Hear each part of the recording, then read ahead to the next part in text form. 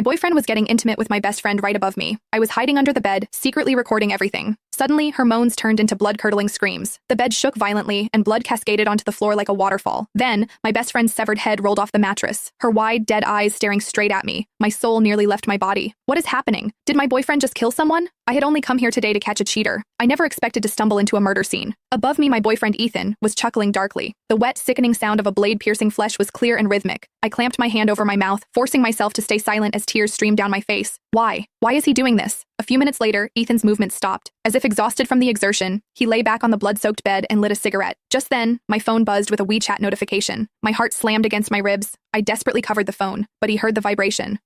He made a questioning sound. The mattress creaked. He was lifting the covers, looking for the source of the noise. I almost sobbed out loud, fumbling frantically to switch my phone to silent mode. The second I hit the mute switch, Ethan called me. Buzz, buzz. The silent call screen lit up the darkness under the bed. He let it ring for a full minute. When I didn't answer, he hung up and sent a voice message. Babe, are you asleep? I have to work late tonight, so I won't be coming home. After sending it, I saw his feet slide into slippers and hit the floor. The floor was covered in Sarah's blood. Ethan walked through it, leaving a trail of bloody footprints. He seemed to be searching for something in the room. Suddenly, he coughed violently twice. I jolted, so tense I forgot to breathe. Sarah's bloody head was right in front of me, staring. Her severed neck was still oozing, her face frozen in a mask of shock and terror. Ethan walked around the room naked but didn't seem to find anything. He went to the kitchen, grabbed a cleaver, and returned to the bed. His large feet were inches from my face. Then, he began to dismantle the body, chop after chop, as casual as a butcher cutting meat. Accidentally, he kicked Sarah's head. The gory object rolled deeper under the bed, coming to rest cheek to cheek with me. I slammed my hands over my mouth, shaking uncontrollably. The metallic stench of blood was overpowering. I wanted to vomit. I don't know where I got the courage, but I reached out and pushed her head outward slightly. Just as Ethan stepped forward, he kicked the head like a soccer ball, sending it flying across the room. Ethan paused, stopping his work. Blood dripped steadily from the cleaver in his hand. I prayed silently in my heart. Don't look under the bed. Please, don't look under the bed. After a few seconds of hesitation, he walked over to retrieve the head. I let out a silent breath.